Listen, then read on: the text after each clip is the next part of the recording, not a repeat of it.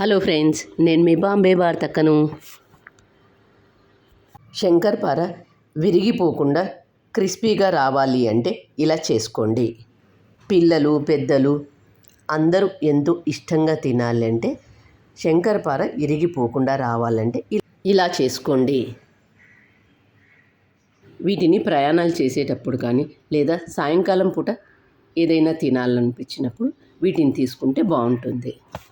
ఒకసారి చేసి పెట్టుకుంటే 20 రోజులైనా నిల్వ ఉంటాయి.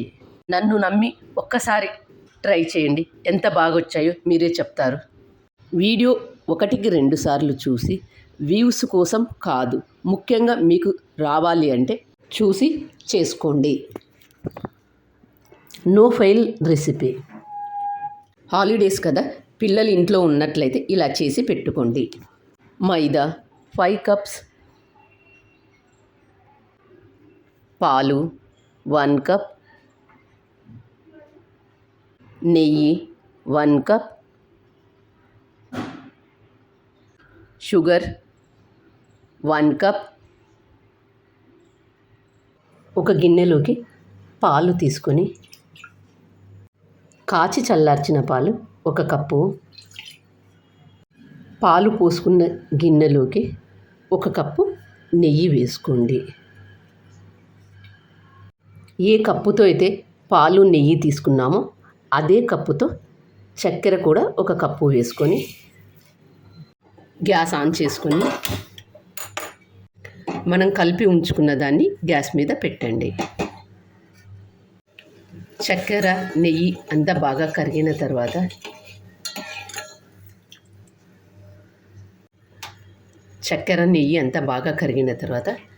గ్యాస్ ఆఫ్ చేసుకోండి.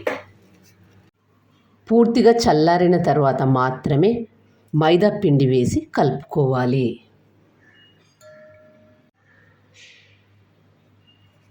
ఒకసారి అంతా బాగా గరిటెతో కలుపుకొని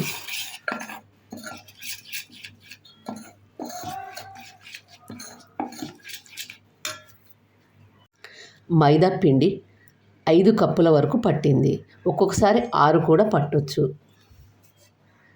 ఇలా కలుపుకున్న దీన్ని ఒక ప్లేట్లోకి తీసుకొని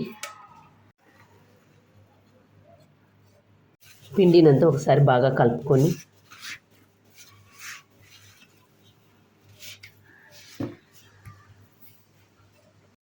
పిండి మరీ గట్టిగా కాను లూజ్గా కాను కలుపుకోవద్దు. చపాతీ పిండిలాగా తడుపుకోండి. పిండి లూజ్గా అనిపిస్తే మరి కాస్త మైదా పిండి వేసి కలుపుకోండి. చపాతీ పిండిలాగా ఉండాలి. ఇలా కలుపుకున్న పిండిని 2 భాగాలుగా చేసుకొని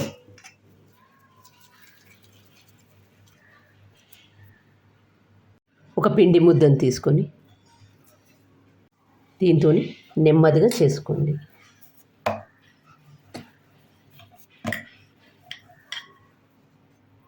చేసేటప్పుడు ఇలా క్రాక్స్ వస్తాయి, ఉండేటట్లు చూసుకోండి. మరీ పల్చగా చేసుకోవద్దు. అంచులను కట్ చేసుకొని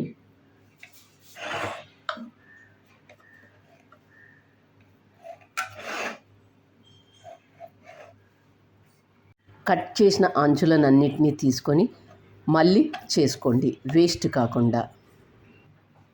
ఇప్పుడు వీటిని స్క్వేర్ షేప్లో కట్ చేసుకోండి. అన్నీ సమానంగా ఉండేటట్లు కట్ చేసుకోండి, అప్పుడు చూడటానికి కూడా బాగుంటుంది. ఇలా కట్ చేసుకున్న వీటిని ఒక ప్లేట్లోకి తీసుకుందాం. అలాగే మిగిలిన పిండి ముద్దను తీసుకొని ఇలా నెమ్మదిగా చేసుకుందాం.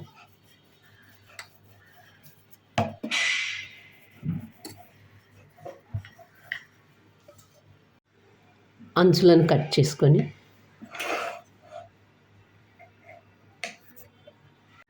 అంచులది కట్ చేసుకున్నది వేస్ట్ కాకుండా మళ్ళీ చేసుకోండి. ఇలా కట్ చేసుకున్న వీటిని మళ్ళీ ఒకసారి అంతా ఇలా చేసుకొని రౌండ్గా చేసుకోండి, వేస్ట్ కాకుండా చేసుకోండి. వీటిని కూడా అన్ని సమాన భాగాలుగా కట్ చేసుకోండి, అప్పుడు చూడటానికి కూడా బాగుంటుంది. ఇలా కట్ చేసుకున్న వీటిని ఒక ప్లేట్లోకి తీసుకుందాం. గ్యాస్ ఆన్ చేసుకొని ఒక బాండీ పెట్టుకొని డీప్ ఫ్రైకి సరిపడినంత ఆయిల్ తీసుకోవాలి.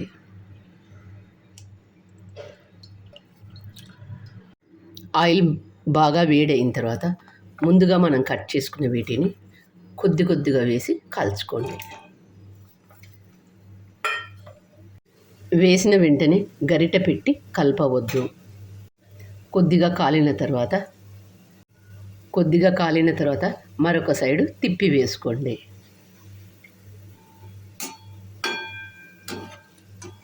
అన్నీ సమానంగా కట్ చేసుకోవడం వల్ల చూడటానికి కూడా చూడండి ఎంత బాగున్నాయో. రెండు వైపులా కాల్చుకున్న తర్వాత ఒక ప్లేట్లోకి తీసుకుందాం. ఈ కలర్లో ఉన్నప్పుడే తీసుకోండి. చల్లారిన తర్వాత మరి కాస్త కలర్ వస్తాయి. అలాగే మిగతా వాటన్నింటిని కూడా వేసి కాల్చుకోండి. ఆయిల్లో మరి ఎక్కువగా వేసుకోవద్దు. కొద్ది కొద్దిగా వేసి కాల్చుకోండి. వేసిన వెంటనే గరిటె పెట్టి కలపవద్దు. ఒక సైడు కొద్దిగా కాలిన తర్వాత మరొక సైడు తిప్పి వేసుకోండి.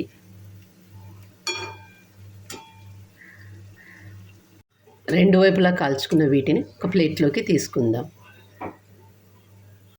ఇవి తీసేటప్పుడు మెత్తగా అనిపిస్తాయి, చల్లారిన తర్వాత క్రిస్పీగా ఉంటాయి. వీటిని ఈ కలర్లో ఉన్నప్పుడే తీసుకోండి. చల్లారిన తర్వాత మరి కాస్త కలర్ వస్తాయి. శంకరపాలి చూడండి ఎంత క్రిస్పీగా ఎంత బాగా వచ్చాయో. ఒకటి తుంచి చూపిస్తాను చూడండి. ఎంత క్రిస్పీగా ఎంత లేయర్స్ ఎంత బాగా వచ్చాయో చూడండి. ఇలా రావాలి అంటే నేను చెప్పిన కొలతల ప్రకారం చేసుకోండి, మీకు కూడా అలాగే వస్తాయి. నా ఛానల్లో టీ టైమ్ స్నాక్స్గా చేసుకునేవి చాలా ఉన్నాయి. కింద లింక్ ఇస్తాను, చూసి చేసుకోండి. నా ఛానల్ కొత్తగా చూసేవాళ్ళు సబ్స్క్రైబ్ చేసుకోండి. ఈ శంకరపాలిని మీరు కూడా తప్పక ట్రై చేయండి. మరి మీకు ఎలా వచ్చాయో నాకు కామెంట్ చేసి చెప్పండి. మరొక కొత్త రెసిపీతో మీ ముందుకు వస్తాను. Thank you for watching.